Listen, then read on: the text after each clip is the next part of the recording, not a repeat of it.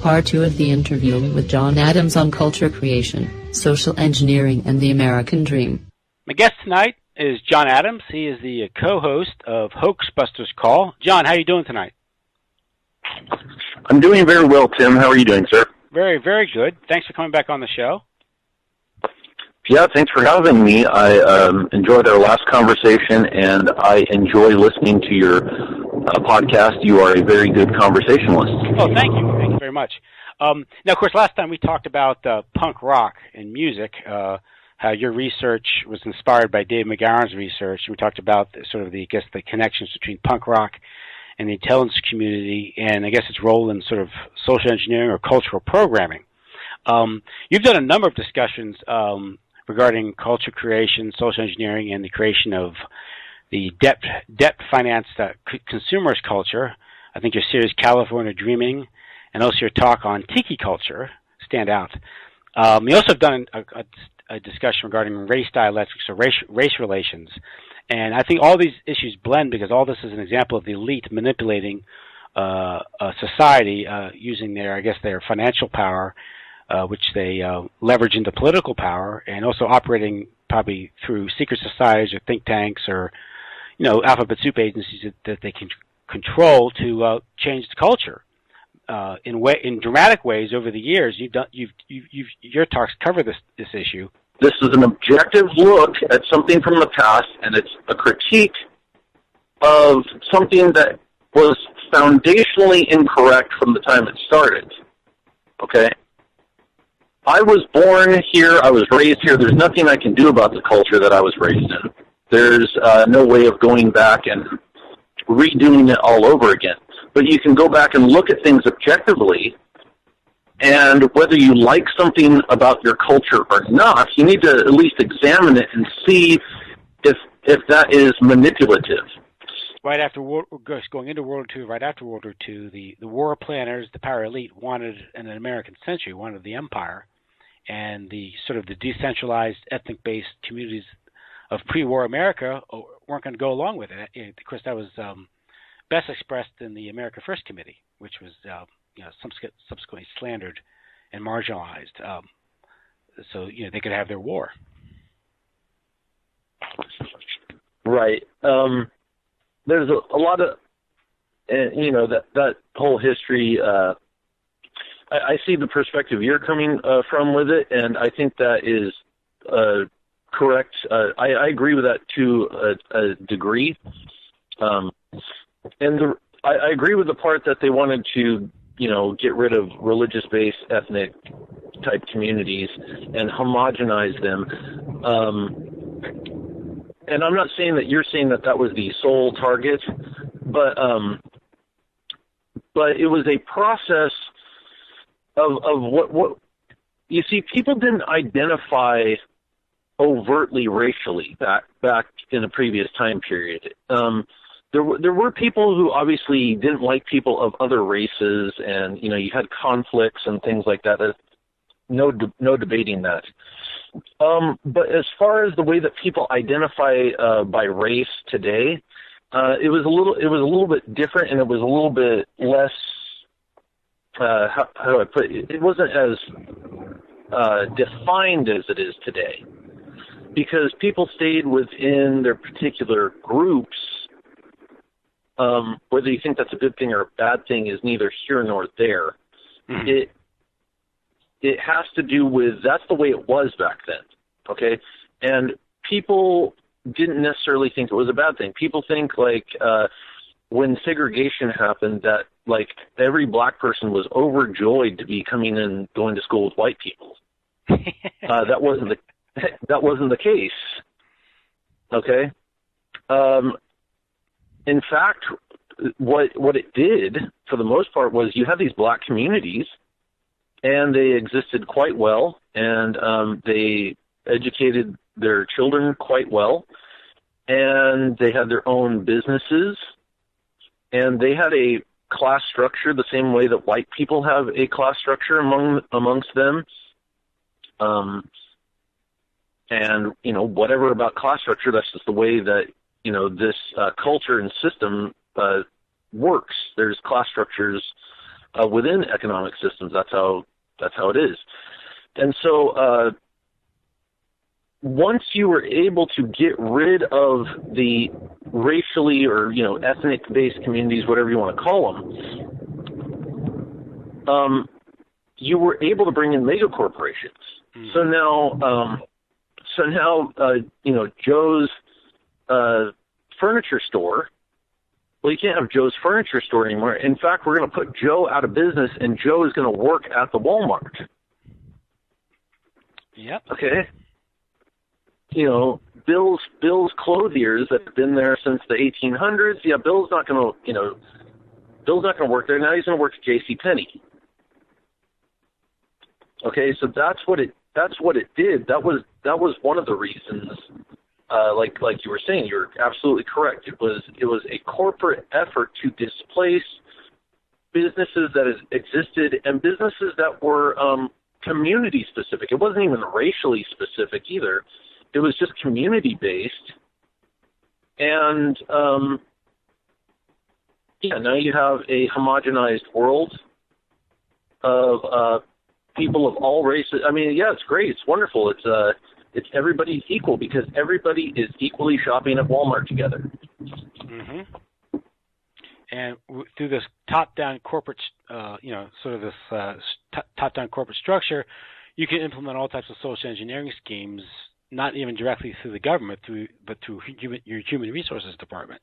Or you can have PayPal threatening to boycott North Carolina because it passed a law that's saying that men and women should use separate bathrooms based on their biological sex, right? Yeah, there was another thing that was happening too back then. I mean, there's a book written by some conservative John Birch Society type women. What was it? Please pass the. It's called "Pass the Poverty, Please." You look that old book up, and there's these two ladies from Pasadena, California, in the 60s when they implemented civil rights, and they go through the scam that was civil rights, because what happened is the government dished out money to cities all over the country to equalize the school system, to integrate the school system. And with any sort of government subsidy or money that is given out, there is an excess of money. There's more money than you can even possibly be able to do anything with. And so these ladies documented a whole litany of, of excessive spending and, drinking and partying with the money that was supposed to be for the civil rights movement and all sorts of stuff. And actually the employment of radical groups to create problems is another interesting component of that, is where you don't have a problem, well, you need a problem, so you get a group to create a problem, and then out of that problem, you get more money. This is how you stir up white flight, too. So sure. Make life livable in these neighborhoods. That was the Blackstone Rangers. I think got like $900,000 from the Health, Education, and Welfare. Sergeant Shriver wrote the check. Sergeant Shriver, absolutely, yeah. Yeah, Kennedy. Yep. Kennedy's coming into the picture again. Always elitists running these things. It's amazing. They care so much for the poor. So yeah, you have these programs that are not helping the poor. These were the community development grants, correct? What you're talking about? Community, yeah, that's exactly it. And so what happened is more wasted tax money and that all that type of stuff. And the taxes that you pay are real. You do pay real taxes, and the money does get put to no use whatsoever. I'm driving through potholes as we speak. I thought the money was to pay for the roads. So so these government programs that came about in the 60s, the integration, all that type of stuff, especially like these ladies were pointing out in Pasadena, that these poor kids had to be bused. I mean, Pasadena is in the North Hills area of Los Angeles. It's not that great of a drive from South Central all the way into Pasadena. It's kind of a far drive. But they were busing kids in to go to school in Pasadena from South Central because instead of maybe, like let's just say you were going to do something nice with the money, you know, whatever. We know that doesn't happen, but let's just say, okay, you know what we're going to do? We're going to implement some better teaching programs. We're going to build some nicer schools, and we're going to make it just as nice as the area that the white people live in down here in South Central. But they didn't do that. What they did is they took a whole busloads of black children and bused them into the white area.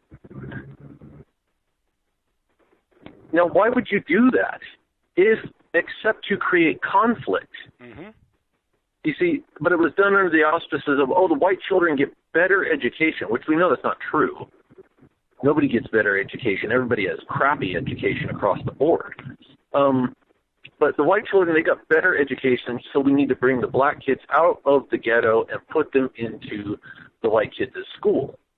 Well, all it did was create more racial division and more racial conflict, integrating people, like you said, that, you know, that's currently happening in Europe. And it's not like people aren't aware of this.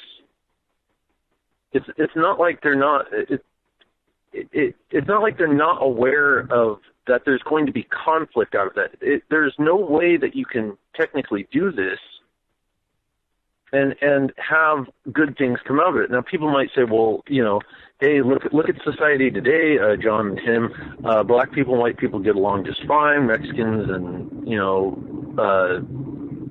Asians get along great, and all that type of stuff. And that's a result of civil rights and the government helping out. Actually, it's not. In actuality, people prior to, quote unquote, the civil rights movement, people were already starting to do that naturally anyways. And it may have taken a little longer, but there would have been less conflict in the process of doing it. And the conflict, as we delve into this history, you actually find out that most of the conflict is manufactured conflict on top of it. And we're assumed a pattern, maybe not consistent with the planner's plans, but that's not the point. The point is people should not be moved around like shuffled around like concrete. They should be able to live where they want to live. But again, with housing, it became very clear that it was government policy. This was done through the foundations, the Ford Foundation, and the U.S. government was that it was. I think it was. What's his name? The guy who wrote an American Dilemma, or theoretically wrote American Dilemma. It's probably ghostwritten. Myrdal. He said that it was, and this as early as 1940, when he supposedly wrote the book. He said that no longer would Americans be allowed to choose where they want to live. Things have to be planned. So that's the presumption these social engineers take with people's lives, spending other people's money, you know, telling where to live. But the worst part is it's social engineering, and social engineering always involves malfeasance and deception, because you can't just come out and say it. This is what you're doing. But the whole idea behind racial integration was not integration.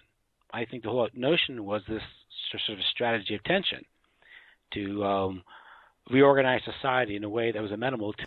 Yeah, this was sort of a strategy of tension that we've seen played out in varying degrees throughout the throughout the Cold War. But again, the goal was actually greater racial divide as actually you see the results of it.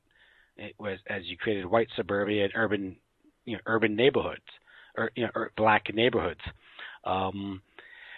The whole idea, this was done when they moved up the sharecroppers from the south into the cities, into the war plants that didn't provide adequate housing. They dumped them in the middle of these Polish neighborhoods to create, the goal was to create problems. So again, we shouldn't assume that the power elite have our best interest at heart when they're playing games with our lives. Never. No.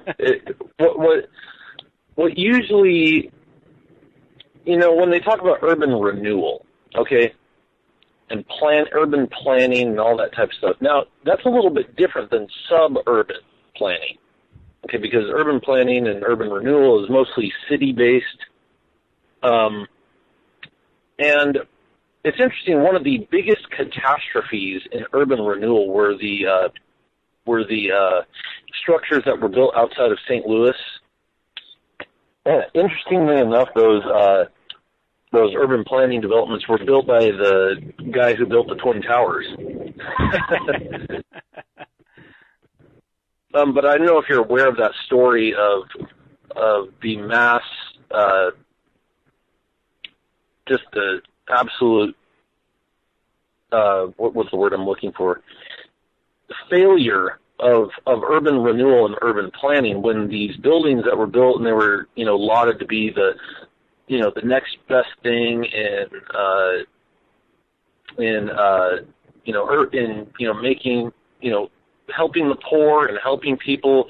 What they did is they demolished a whole neighborhood outside of St. Louis, demolished and displaced all the people, and then they built these Soviet-looking, brutalist architecture structures and stack them and packed them all into this area, all into these huge, this urban development buildings. They're like 60 stories tall or something like that, where they pack all these people in, and it just turned into it basically turned into a ghetto inside a building.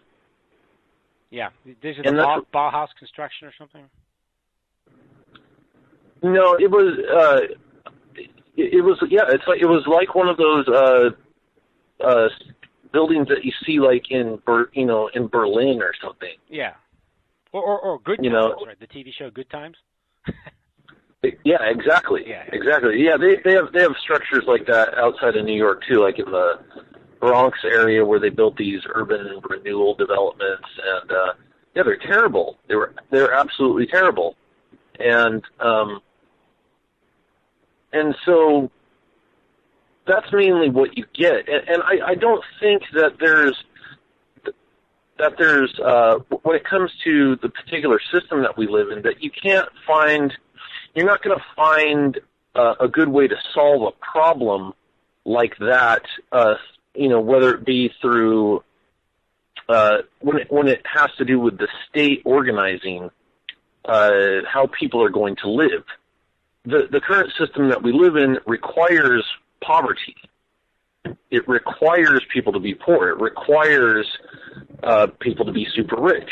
That's how the system is set up. So as a result of that, you're going to have people who are poor, and I don't have the answers as to how to alleviate those problems, but certainly it's not by giving more money to the state to take care of the problem itself. And it's just failure after failure after failure when it comes to these particular programs. I mean, there's programs right now in the city that I live in, and there are homeless people and prostitutes all up and down the streets.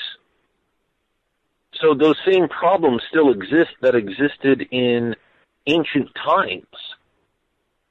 And when it comes to integrating people, that's another ancient tactic. In fact, if you go read Gallic Wars by Caesar, it actually talks about moving people from another area into another area, because those people would, when he was talking about the domination of the Gauls, he goes into how you could take people out of one area and turn them into Romans, right? So they'd conquer people, and then they'd say, okay, well, you guys are Romans now. and then they displace those people, move them into another area, and those people would actually successfully dominate the people that they were trying to get in the new area that they were going into. Mm-hmm. And so, this is an old trick of migration and whatnot and that type of stuff. So, once again, it's done today. Everything has to be nice and soft sounding. So when you say something like civil rights, once again, from my perspective, what it was is in the black community, you didn't have everybody paying taxes yet, and you didn't have all the black people in the system that the white people were pretty much dominated by in the U.S. Anybody who you could call white, technically you could call, they didn't call Italians white until the 1960s. They didn't call, Poles and Czechs and all those type of Eastern Europeans and those people, they didn't call those people white back before the 1960s. Once all of those groups themselves became integrated into the system that, quote-unquote Americans were already integrated into, that's when you started seeing all of these little subgroups who identified themselves as something other than just, white America. They had to be incorporated into the system that was already dominated. Mm-hmm. So it wasn't civil rights. It wasn't because we care about you, we love you, we want you to have equal rights. No, it was because you needed to be incorporated into the tax-based economy as well. Yes, yeah. And there's also the idea of using them as sort of a lumpen proletariat to destabilize, to create that strategy of tension that I talked about earlier. The Jewish influence in the civil rights movement dates back to the Leo Frank trial in the South, where organized Jewish community went after the South for trying a Jewish guy down in Georgia for raping a young girl, Mary Fagan, and they convicted him. And that's when all the Jewish-controlled press in the North went after the South, and the South sort of recoiled and defensively started, saying, "Hey, we're not anti-Semitic. We're not some backwater tyranny. This guy got a fair trial, and he was convicted." Then they got the governor of the state was more or less bribed to commute the sentence. Then the guy was then, he was then lynched right out front of Mary Fagan's house, by the way, where the little girl that he was convicted of raping and killing.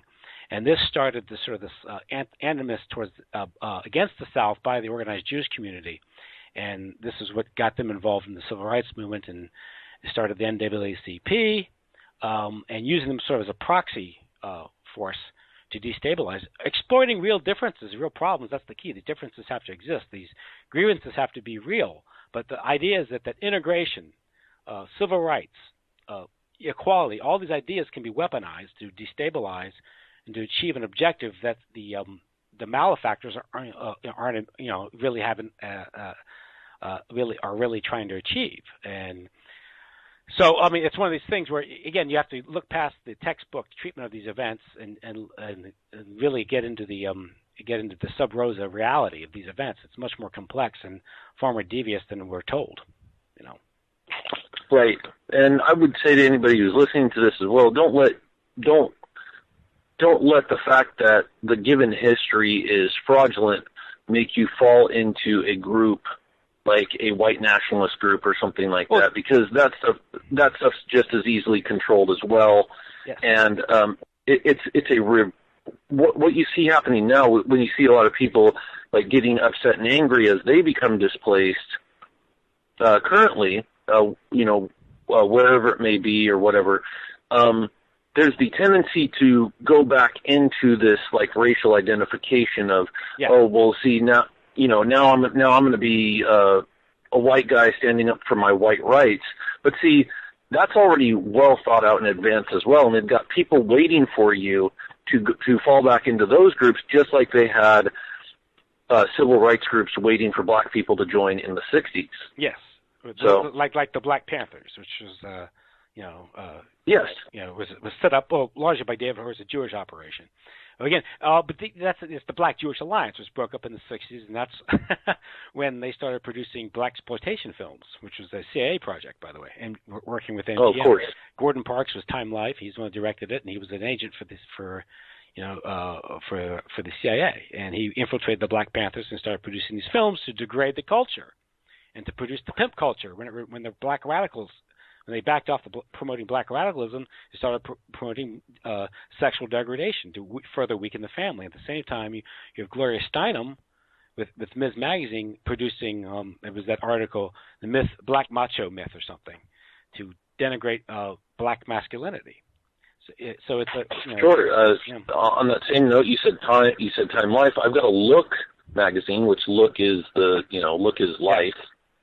I've got a Look magazine from '69, and it's the Black Power issue of Look magazine. Mm-hmm.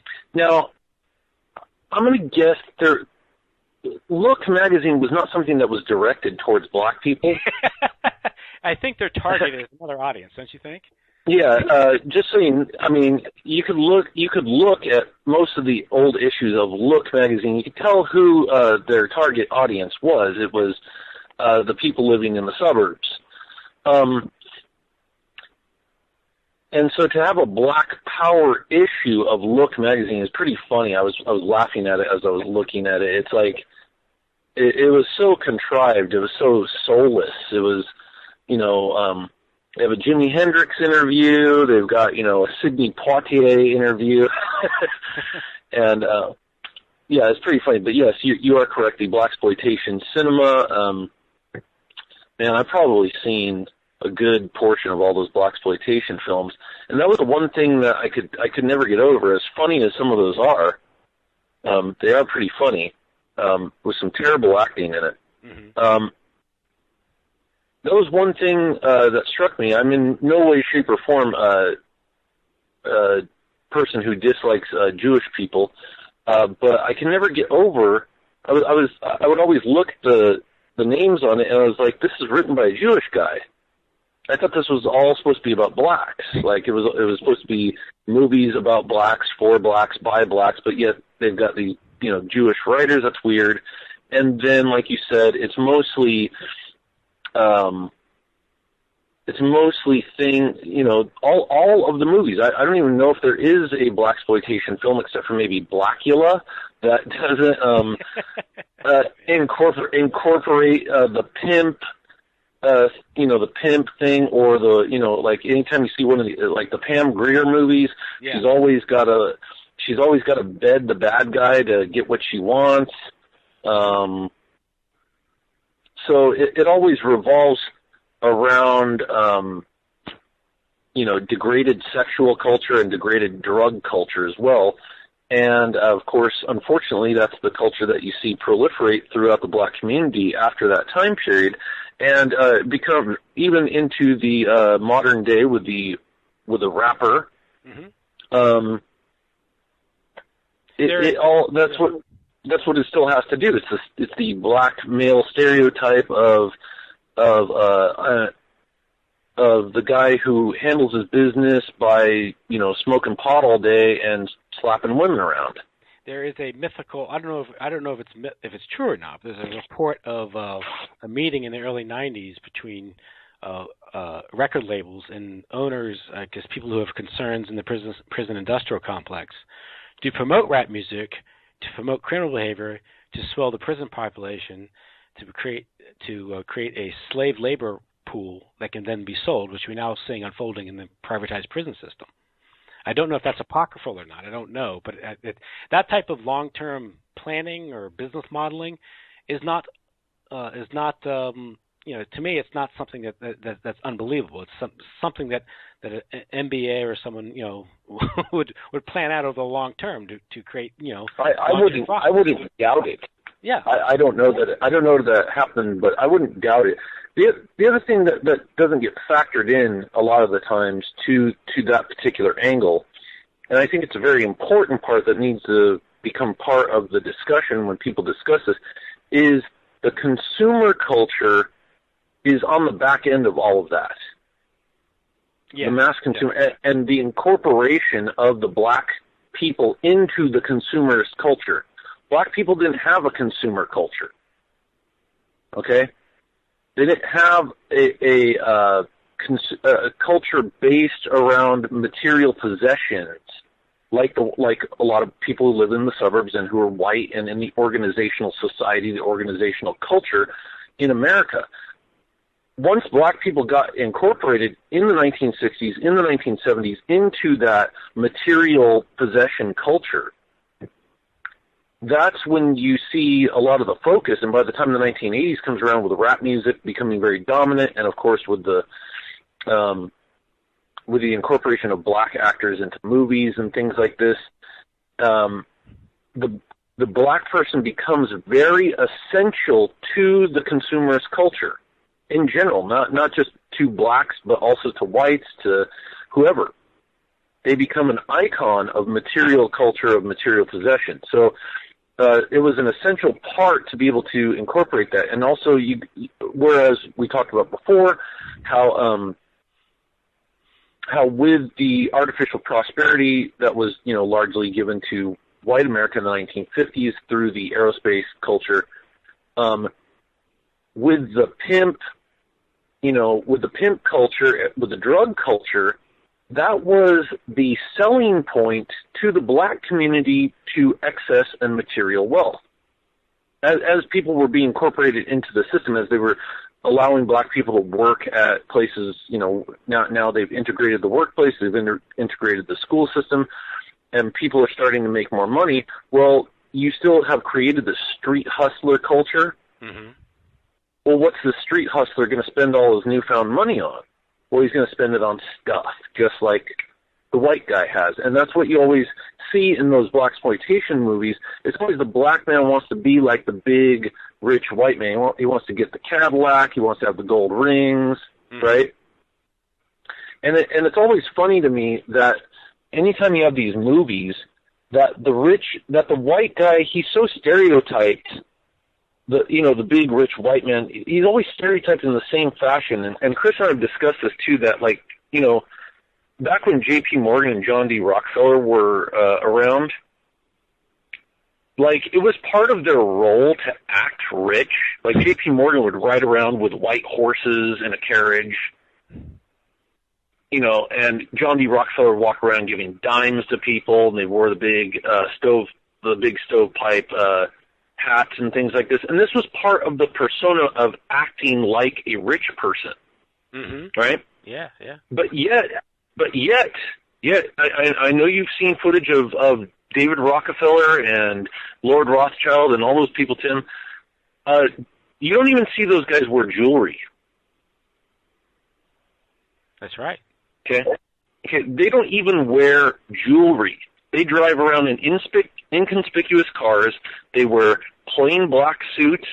They don't want to be known. They don't want anybody to recognize them. Okay?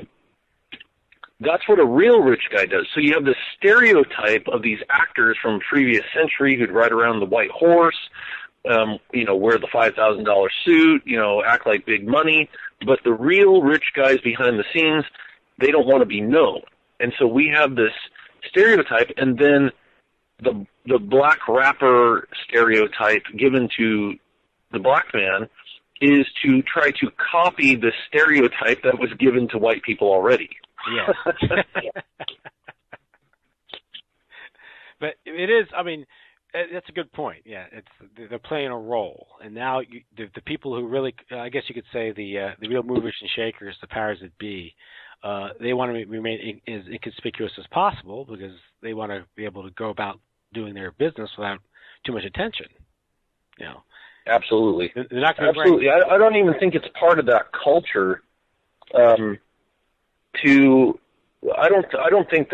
think those people are raised in a fashion to where they know better not to blow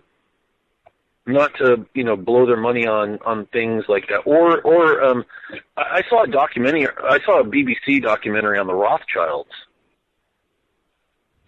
And it's part of Jacob Rothschild's job to stimulate the art movement, right? Mm-hmm. To be part of the arts and to purchase, $1 million art pieces and put them in a house and create a big cultural art center for rich people and all this type of stuff. And I think what it is because everybody knows that if Lord Rothschild purchases something, like let's say Lord Rothschild purchases your painting, Tim, then like 100 other people are going to purchase your paintings too. Because you become cool because Lord Rothschild bought your painting. Well, they stimulate the art scene and these particular little areas of society to create a scam, because what they do is they create foundations for the arts. People donate to these foundations. You see how that scam works? Yeah. And there's a whole documentary about this. I would definitely recommend people go watch this hilarious documentary where Jacob Rothschild is spending the entire, like, they make it funny. They make it kind of tongue-in-cheek funny, where he's spending the whole documentary, like, asking someone to can you just move it a little over to the left, please? I just want just a hair to the left. And, like, they make him appear as if he's like this, like, super anal, everything has to be perfect down to the T, and that's part of a role that they play of being rich. And it creates a standard that people are used to, that when you're dealing with these people, these are who you're dealing with. You're not dealing with a guy who's wearing, a gold ring on every finger and 50 gold chains. This guy is not classy. That's not a classy rich person. The Kardashians are not classy rich people. But the general public is supposed to emulate the Kardashians or the rapper with bling, because the goal there is to create sort of a degraded consumerism, or a degraded culture through consumerism, crass consumerism. Right. Yeah. Let me read one thing here real quick. This is from a book written by Vance Packard. I think he wrote this. Now, I don't agree with everything Vance Packard says, but he definitely had some interesting books like The Hidden Persuaders and The Status Seekers and The Waste Makers. And this book is written in 1960. It's called The Waste Makers. It tells the startling facts behind American philosophy and practices of deliberate waste. Okay?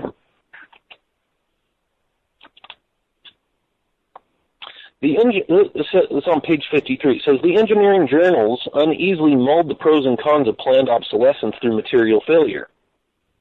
In April 1956, Electrical Manufacturing ran a think piece called Design for Planned Obsolescence. It said that the lifetime guarantee, once a potent sales appeal, was losing its charm as restless Americans faced with the need of an expanding economy were in a mood to accept planned obsolescence. The hard logic of our national economy, it said, would support the need for a broad policy of planned obsolescence in order to take the maximum advantage of our potential productivity and technological progress. Okay?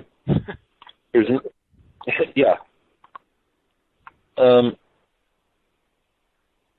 another thing. Pierre Martinel, research and marketing director of the Chicago Tribune, observed much the same wariness of old in his motivation in advertising. He reported, tradition bores us. Instead of being an asset, it is virtually a liability to a people looking for the newest and the newest.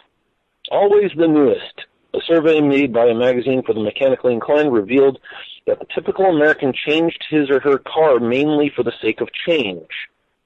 He wants a new one. General Motors in 1960 began running double-spread advertisements glorifying the general idea of new car buying. It proclaimed, there's nothing like a new car to enrich your family life. Hedonism was also actively promoted by campaigns to persuade the American people that they deserved to enjoy the pleasures of an enriched living instantly without lifting a finger. Instant and ready became the magic words in the marketing, everything from soda pop, whipped cream, cherry pies, and headache remedies.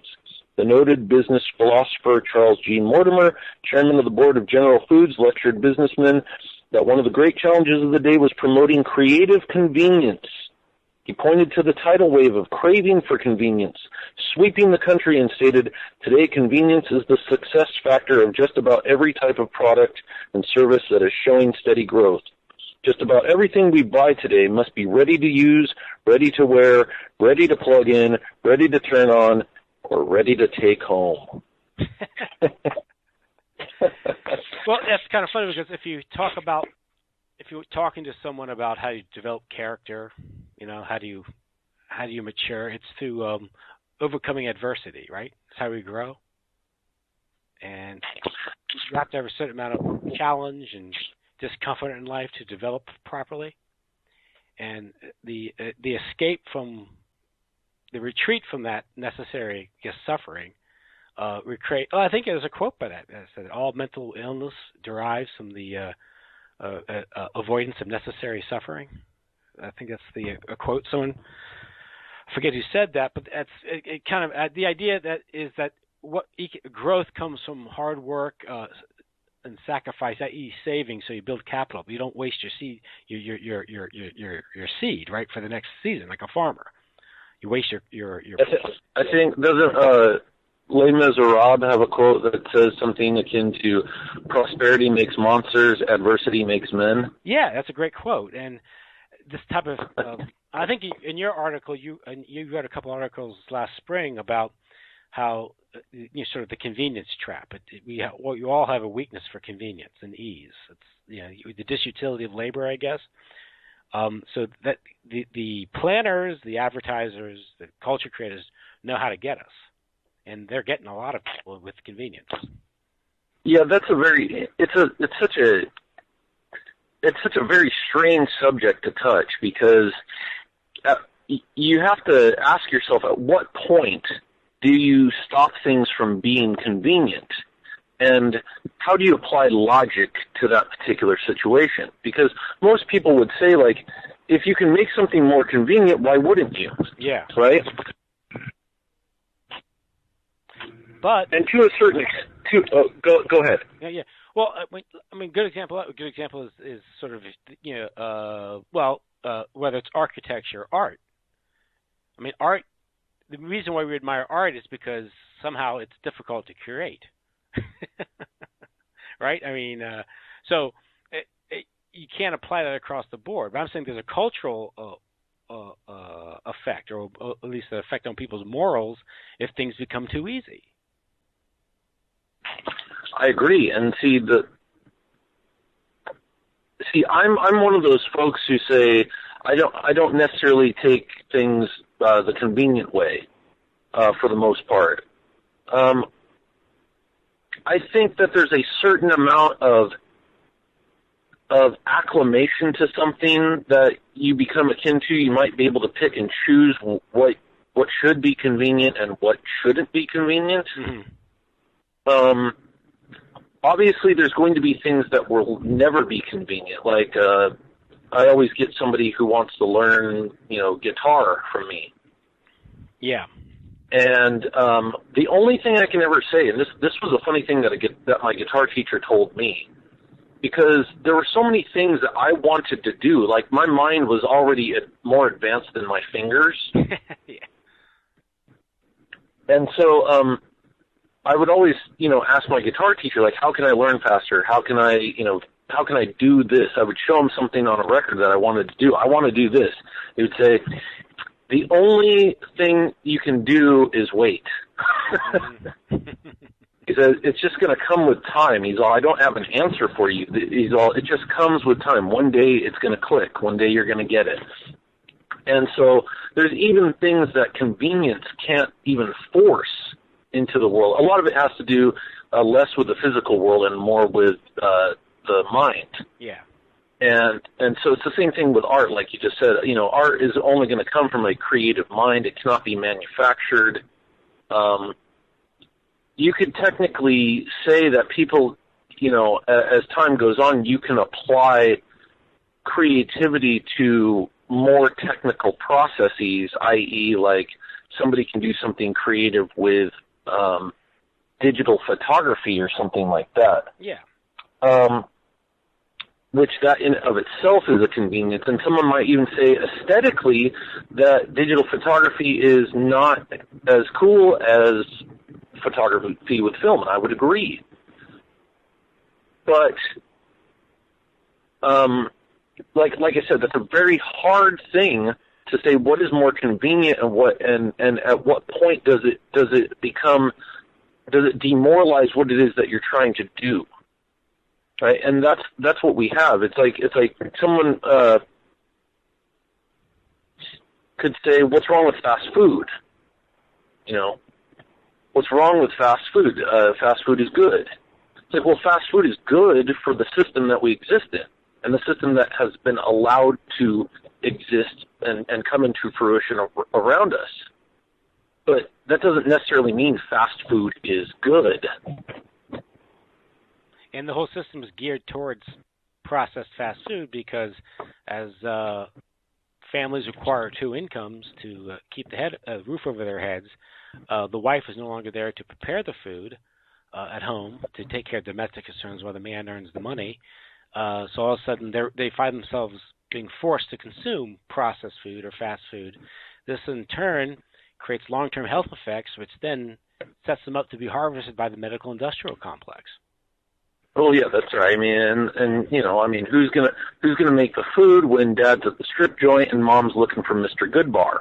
Yeah, and dual incomes promotes that because obviously, you know, it's the occasion of sin, right? The more if you're out of the house, and that creates more family instability, the pursuit of the career, just sheer opportunity, also just alienation from each other as jobs, you know, and also the lack of respect that the man gets because he can no longer provide for the family, and you know, of course, that's promoted as equality and feminism, and yeah, which is you know, that's how you absolutely 100% know that is a weaponized form of culture, and yeah, you know, I mean, you literally have to convince women today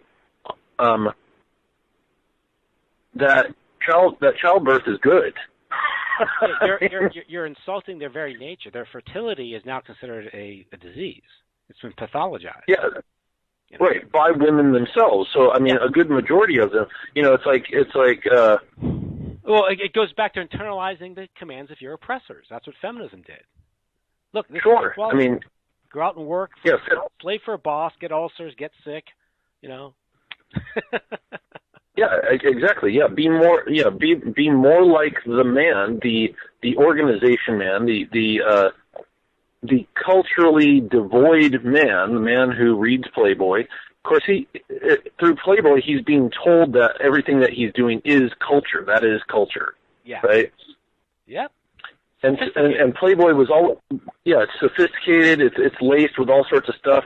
It's actually what it was doing was they call, you know, Vance Packer calls it the feminization of the male, but see, that's even a loaded term because that's implying that the woman herself was naturally materialistic, which that's not true.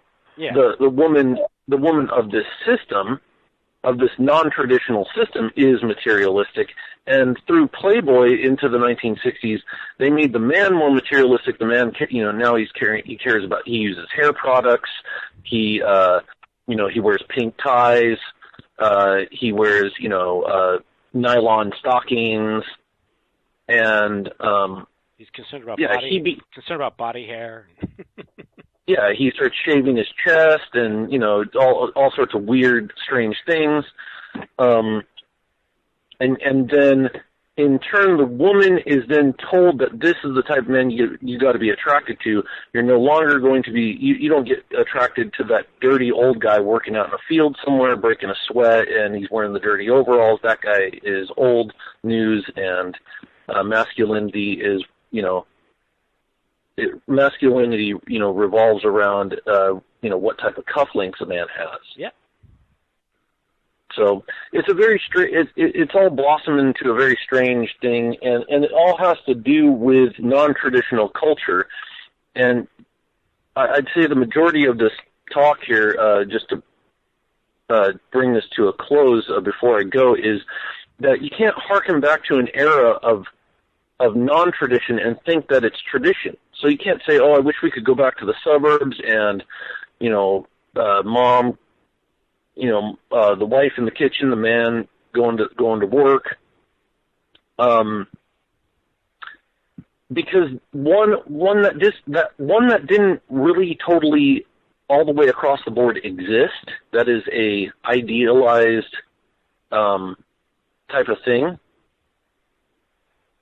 And two, the problems that arose out of suburbia and the quote unquote traditional American culture, which was not traditional, were the result of that organizational culture coming into being. Yes, yeah. I asked this question on those talks that we did. It's a rhetorical, but I'll ask it here. If you have a portion of the country that is based off of agriculture and based off of rural living, like here in Southern California, who decides that all of a sudden that needs to go out the window to build homes everywhere and shopping malls? Like what happened to all of that agriculture? You see what I'm saying? It's like it literally happened overnight in the big scope of things. Somebody had to have just said, well, yeah, we're not going to need that agriculture anymore. We're just going to build homes here. So you're telling me that overnight, the agriculture base of Southern California just dried up. Nobody needed that. Nobody needed those fruits and vegetables anymore. Well, because they wanted to ship them in from overseas, and that way you sell more petroleum. Well, I'll tell you what happens here in good old California is California oranges are actually Florida oranges. Yep. It makes no sense, does it? They ship us Florida oranges over here, and I always marvel at that. I never buy an orange from the store. I always buy it from a farmer's market if I do, or I have an orange tree myself. But yeah, you go into the market and they've got Florida oranges in there in California. Yeah. Well, I think what is it, they can externalize their direct cost on other people, and for the individual companies, it is profitable, but they're able to externalize their costs, just like how you can pollute a river and not get charged for it. You're just simply externalizing your costs on everybody else. Hey, all I know is one of Graham Parsons' siblings somewhere is making a whole lot of money. That's right. That's right. But yeah, it's But again, go back to what you said. We can harken back to a golden era that never was, and that era was set up, was fabricated by the social engineers and planners. One thing you notice is the nuclear family, it came at the expense of the extended family and the ethnic neighborhood. And even if the mother did have to work part-time, which many of them did, most of them did at some level, they often worked at home, or if they did work, the children were being watched by an aunt or an uncle, or lived in a community where everyone was close-knit and they all had the same values. So those communities were smashed because they weren't convenient to the war planners. And yeah, it's hard to distinguish what level of society is organic, what's being manipulated. I think it's obviously people are reacting to conditions, to circumstances, to culture. Like you said, you were born into a culture, and there's nothing you can do about that. But we can stand back and try to take a few steps back and take a look at it and try to analyze it. You mentioned white identity or white nationalism as a reaction to some of this, racial, I think, problems that are being, created by George Soros and company, those groups. And what they have to understand is that the concept of whiteness is fabricated. There is no white. Absolutely. There's Poles. Absolutely. I mean, someone would call me a white person. I'm sure I'm a mutt. Yeah. I've got German, Irish, English. I mean, there were times in the past where Germans and English would never interbreed. Yeah. But I'm a white person. Whatever that means, I don't even know. I was never raised to have a racial identity, and I think most people aren't, for the most part. But they get told through mass media that that's how you identify yourself, and that leads to division and problems and looking at people because of their differences. it's mainly through mass media that that comes about. And it's an unfortunate thing. As far as the nuclear family was a total social engineering design. It was mainly promoted through Life magazine. Life magazine was one of the main promoters of. There's actually a whole book written on that, and it was actually written by a lesbian feminist. I think her name's Wendy Kozel, but she actually did write a good book about that, how the nuclear family was actually like pretty much the product of Time Life magazine. And who ran that? Yeah, that was Mr. Henry Luce, Skull and Bones, CIA, OSS. And it's the whole Time Life empire. It's Life, I think Fortune, Sports Illustrated. And so this sort of, through these publications, they kind of created for Americans what it meant to be an American, whether it's absolutely girls in bikinis, sports, being rich, being middle class with life, and that kind of formed the idea of the good life in America. Consumerism. Oh, and Time. That's right. Time, of course. Life, Fortune, and Time magazine. That's what life is all about, right there. And if you deviate from Life magazine or Fortune or Sports Illustrated or Time, you're just a savage. So that was it. And it's interesting. I agree.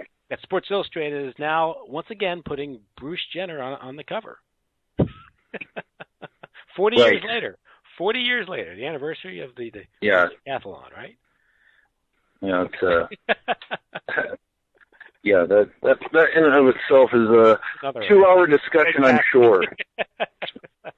So you listen. But, you got to go now. Mr. Kelly, I do, and I appreciate you having me on, and I really enjoyed the discussion. And if you want to have me back soon, I'd love to come back. Yeah, there's plenty more to talk about. It's just the question of coordinating the schedule. I will definitely try to coordinate something again, and we'll continue the discussion or whatever else comes up. And I just want to thank you for being so generous with your time, and I'll let you go. Enjoy the rest of your evening. So. Great, you too. I just want to plug hoaxbusterscall.com. That's Chris Kendall's website, and him and I do the afternoon commute on a weekly basis. You can check that out. And I heartily endorse that show.